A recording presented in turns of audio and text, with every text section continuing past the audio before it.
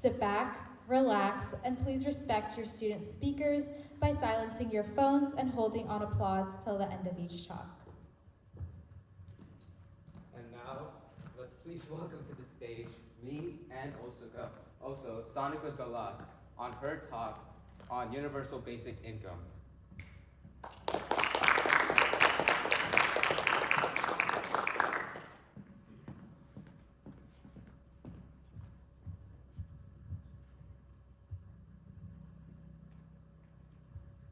Hey everybody, so I'm the first person that you guys are gonna hear today, so that's super exciting. But before I begin, or should I say to begin, I want you all just close your eyes and imagine that every single person in this room, each one of you receives $1,000 every single month, no strings attached. What would you do with it? Would you spend it? Splurge a little bit, because we all deserve to treat ourselves. Or how about save it for that rainy day that you think is coming? What about invest it? Maybe in the stock market, maybe put it towards college tuitions, pay off those debts you've been looking at. And there's really so much you can do with it. It's this free money, you have all this freedom.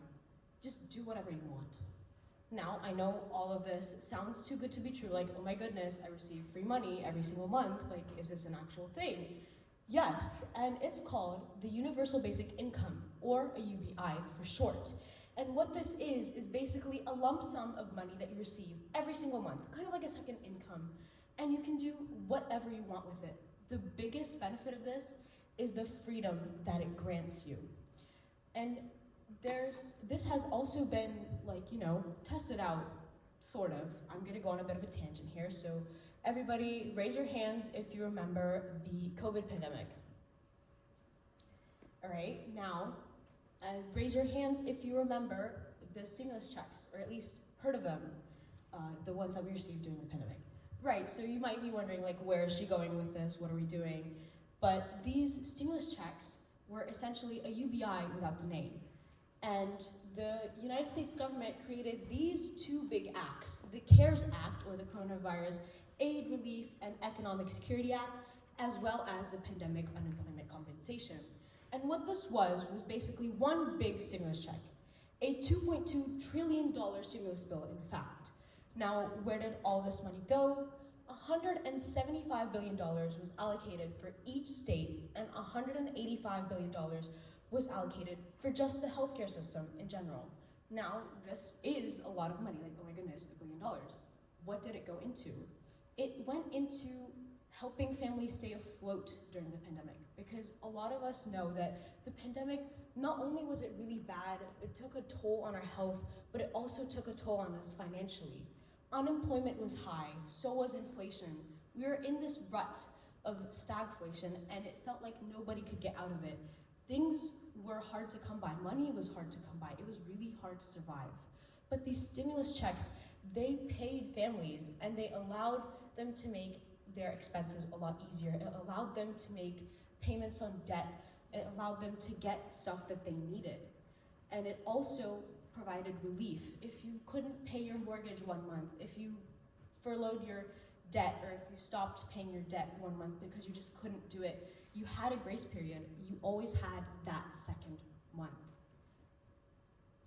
This is so wonderful and so amazing. However, there are two main concerns with this.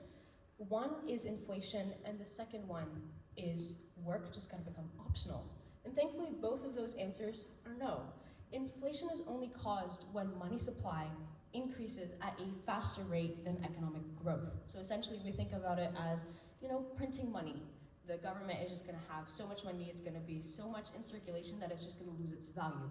However, with a UBI, that's not the case. Let's think of it like this. Let's say you wanna buy that sofa, and now you have that UBI, so you're gonna go and okay, I wanna buy that sofa. So you walk up to the sofa factory and you're like, hey, I wanna buy that sofa. So the sofa factory is gonna be like, hey, I'll make it for you. Now, for the sake of simplicity and just understanding the scale of this, let's say every single person in this room wants to buy that sofa with that UBI. So we all walk up to the sofa factory and we're like, hey, can you make 20 sofas? and then the social factor is going to do that for you. So it's this cycle of I want stuff and I can buy it, and the suppliers are going to make that stuff for you. It's this endless cycle of demand and supply that will inevitably cause economic growth and really not change inflation rates that much. And the second concern was, is work just going to become optional? Thankfully, no. A UBI is only as big enough to keep you above the poverty line, give or take 12K a year. But this UBI is just not enough to let you live a comfortable life. You're going to need a second source of income, that primary source of income, in order to live comfortably. Think about it like this. Your UBI is like your supplements. You can't just eat supplements or vitamins every single day and expect to live a long and healthy life. You're going to need to eat your 3 12 meals a day in order to be healthy. However, implementing those supplements in your diet is going to be so helpful in improving overall health and longevity. The same thing with your UBI. If every cent, every dollar you make on top of that UBI will only make your financial situation better, your work will always be rewarded. Now, I did talk about also the fact that the UBI serves as a source of stability, as a lifeboat. And this is especially true in the case of survivors of domestic abuse and violence. So according to this graph from the Washington Post, we see employment rates for women who moved in with abusive partners went drastically down. Income, the earnings of these women, these people in these abusive relationships, also went down. In fact, 32% of survivors said that access to money was controlled by their abuser, and 56% of survivors were restricted from working. So what this leads to a perpetual cycle of staying with your abuser because you simply cannot leave. You cannot afford to make that choice to start a new life because money was always a concern.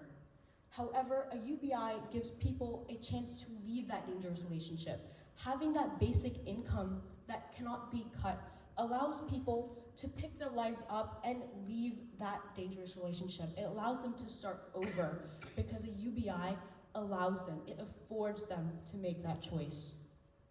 And this UBI has also been tested in real life, like actually with the name and everything. And this was seen in the SEED trials, or your Stockton Economic Empowerment Demonstration. Now what this was basically just like a small trial of 150 to 200 people just randomly selected, and they were like, hey, all of you are gonna have a UBI of $500 every single month for a year and a half, and you can do whatever you want with it.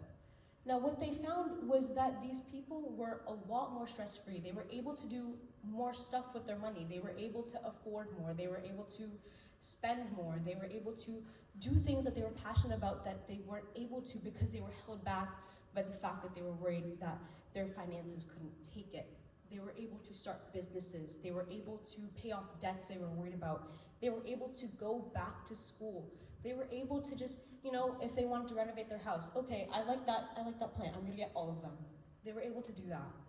And this freedom is why a UBI is the policy of the future. Obviously, we still need to test it with other economies. We want to see how it is operating on a larger scale, how it operates between countries, how that relates to their trade, how that relates to their power of currency. But that UBI, it gives us so much freedom to do the things we want and lets us live on our own terms. Thank you.